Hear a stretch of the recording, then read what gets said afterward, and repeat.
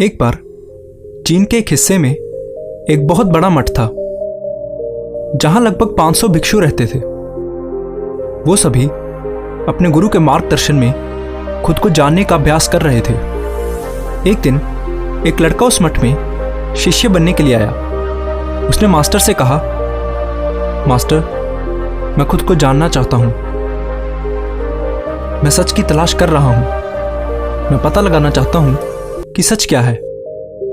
Master ने उसकी ओर देखा और कहा कि अगर तुम सच जानना चाहते हो तो तुम्हें अपना पूरा जीवन दांव पर लगाना होगा। सच को जानने में तुम्हारा पूरा जीवन लग सकता है और फिर भी इस बात की कोई गारंटी नहीं है कि इस जीवन काल में तुम्हें सच का पता लगेगा या नहीं। क्या तुम इसके लिए तैयार हो? शिष्य ने कहा, मास्टर, मैं यहां पीछे मुड़ने के लिए नहीं आया हूं। मैं इसके लिए तैयार हूं। गुरु ने कहा, अगर ऐसा है तो एक काम करो। इस मठ में 500 भिक्षु हैं। तुम उनके लिए चावल कूटने का काम करो। बस सुबह से शाम तक चावल को कूटते रहो। जब तुम थक जाओ तो सोने चले जाओ और फिर अगली सुबह उठकर चावल कूटना शुरू कर दो। इसके अलावा कुछ और मत करना। किसी और चीज के बारे में मत सोचना। बस इस रास्ते पर चलते रहना और दोबारा मेरे पास मत आना। जरूरत पड़ने पर मैं खुद तुम्हारे पास आऊंगा। उस लड़के ने गुरु के आदेश का पालन करते हुए चावल कूटना शुरू कर दिया। उस मठ में 500 शिष्य थे। उन सभी को समय समय पर भोजन की आवश्यकता पड़ती थी, इसलिए वो सुबह बहुत जल्दी उठ जाता था और देर रात तक चावल कूटता रहता था। जब वो थक जाता तो उसी कमरे में सो जाता जहां वो चावल कूटता था। वो किसी से बात नहीं करता था और ना ही कोई उसके पास बात करने आता था। कुछ महीनों तक चावल कूटते हुए उसके मन में पुराने विचार आते रहे, लेकिन जब उन विचारों को कोई नया विषय नहीं मिला तो वो अपने आप ही मिट गए। धीरे धीरे उसके मन में विचार कम होने लगे। कुछ सालों के बाद तो वो अपना नाम तक भूल गया। वो हमेशा चुप रहता और विचारहीन अवस्था में बस चावल कूटता रहता।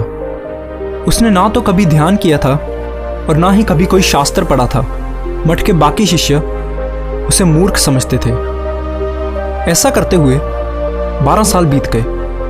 12 साल बाद एक दिन मास्टर ने घोषणा की कि अब मेरा आखिरी समय आ रहा है और मुझे अपना उत्तराधिकारी चुनना है जो मेरे बाद इस मठ का मुखिया होगा। इसलिए मेरा कोई भी शिष्य जिसे लगता है कि उसे आत्म साक्षात्कार हो गया है और उसने खुद को जान लिया है, वो रात को मेरे दरवाजे के पास आकर इस दीवार पर कुछ पंक्तियां लिखे जिसमें उसकी जिंदगी का सारा अनुभव समाया हो। कई शिष्यों ने ऐसा करने के बारे में सोचा।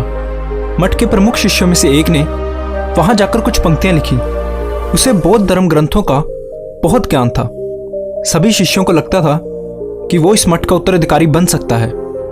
उसने लिखा था कि मन एक दर्पण की तरह है जिस पर विचारों और इच्छाओं की धूल जमा हो जाती है।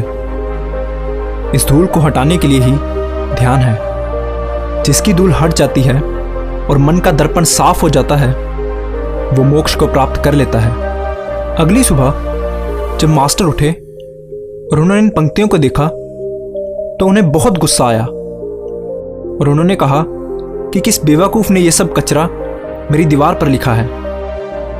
वो शिष्य जिसने ये लिखा था वो चुप रहा। हालांकि उसने जो पंक्तियां लिखी थी वो ज्ञान से भरी थी, लेकिन ये सब किताबी ज्ञान था। वो शिष्य बहुत चालाक था। उसने पंक्तियां लिखी लेकिन नीचे अपने हस्ताक्षर नहीं किए, क्योंकि वो स्वयं इसके बारे में निश्चित नहीं था कि ये सही है या नहीं। क्योंकि उसे आत्म साक्षात्कार नहीं हुआ था, गुरु ने इन पंक्तियों को पूरी तरह से खारिज कर दिया। ये देखकर सभी हैरान रह गए। ये घटना पूरे मठ में चर्चा का विषय बन गई। इस विषय पर बात करते हुए 2 शिष्य उस शिष्य के पास से गुजरे जो 12 साल पहले यहाँ आया था और दिन रात बस चावल कूटता रहता था। दोनों की चर्चा सुनकर वो धीरे से हंस पड़ा। दोनों शिष्यों ने उससे पूछा कि तुम क्यों हंस रहे हो? उन दोनों की नज़र में ये चावल कूटने वाला बहुत ही तुच्छ भिक्षु था। किसी ने भी उसे ना तो कभी ध्यान करते देखा था और ना ही कभी कोई शास्त्र पढ़ते। हर कोई उसे मूर्ख समझता था जो बस चावल कूटना ही जानता था। उस मठ में बहुत बड़े बड़े विद्वान थे लेकिन उस चावल कूटने वाले को किसी से कोई मतलब नहीं था, इसलिए वो दोनों शिष्य उसे मुस्कुराता हुआ देखकर चकित रह गए। उन्होंने फिर उससे पूछा कि तुम क्यों हंसे? उसने जवाब दिया, मैं इसलिए हंसा क्योंकि मास्टर सही बोल रहे हैं, ये सभी पंक्तियां कचरा हैं, इन पंक्तियों का कोई मूल्य नहीं है। वो दोनों शिष्य चौंक गए। उन्होंने उससे पूछा कि क्या तुम कुछ ऐसी पंक्तियां लिख सकते हो जो इससे बेहतर हो? चावल पीसने वाले ने जवाब दिया, नहीं, क्योंकि मैं अनपढ़ हूं, लेकिन हाँ, मैं कुछ पंक्तियां कह सकता हूं, और अगर तुम उन पंक्तियों को लिख सकते हो तो मैं तुम्हारे साथ जाने के लिए तैयार हूं। उन दोनों शिष्यों ने कहा, ठीक है। वो मास्टर के कमरे के पास गए और चावल कूटने वाले ने कुछ पंक्तियां बोली और दूसरे शिष्य ने उसे दीवार पर लिख दिया और उन पंक्तियों के नीचे लिख दिया, चावल कूटने वाला। उन्हें लगा कि मास्टर इस पर भी गुस्सा करेंगे। जो पंक्तियां उसने लिखने के लिए कहा था वो बहुत अद्भुत थी, और वो पंक्तियां थी, मन तो बस एक भ्रम है, ना तो मन है और ना ही मन का कोई दर्पण है, और जब मन ही नहीं है तो धूल कहाँ ठहरेगी।